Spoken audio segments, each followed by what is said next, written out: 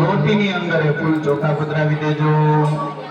આ રાગમાં જે શ્લોક બોલ્યો ને ભૂદેવો એ બહાર રાગ છે। કયો રાગ છે? બહાર રાગ છે।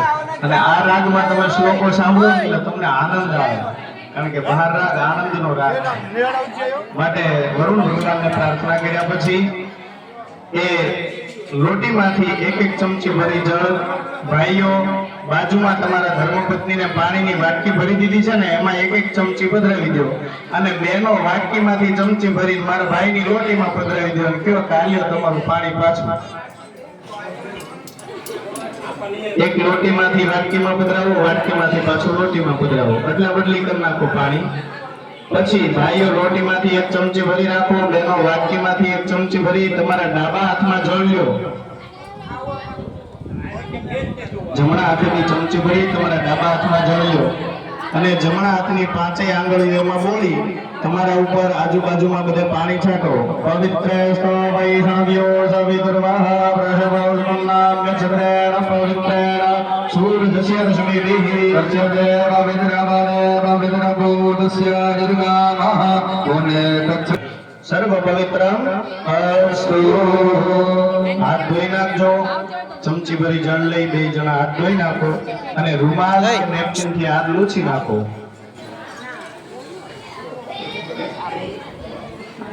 ત્યાર પછી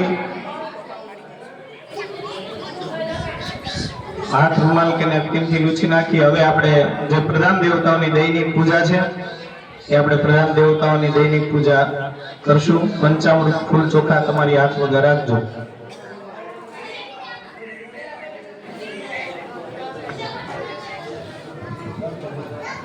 ચાલો સર્વપ્રથમ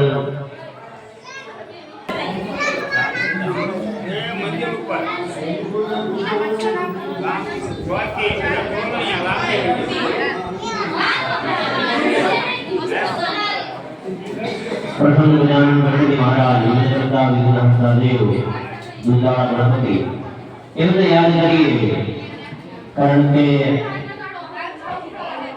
गणपति महाराज से ने एक नाम से घना नाम अधिपति गणपति भी क्या है प्रधान देव गणपति। तो मैं हाथ जोड़ी आंख बंद करी, हाथ के अंदर पूर्ण जो खड़ा भी गणपति महाराज को ध्यान करिए। हरि ओम नमः वज्रोहामहे भगवो नमः आवाहयामि ध्यायामि ध्यानार्थे आवाहनार्थे अक्षतवर्षवाणी अमरयामि। हाथ के अंदर पूर्ण जो बाजे गणपति महाराज ने जो बाजे पूर्ण आई भगवान ना मोटा पारा ત્યાર પછી ભગવતી રામ આદ્ય શક્તિ તમારા કુળદેવી સહિત સપ્ત માતૃકા મુખ્ય કુંડની અંદર બધી મૂર્તિઓ છે, અને તમારી પાસે જે તમારા કુળદેવીના ફોટા તમારા છબી જે કાંઈ હોય મૂર્તિ એનું ધ્યાન કરવાનું, એ પ્રકારે પધરાવવાનું હોય।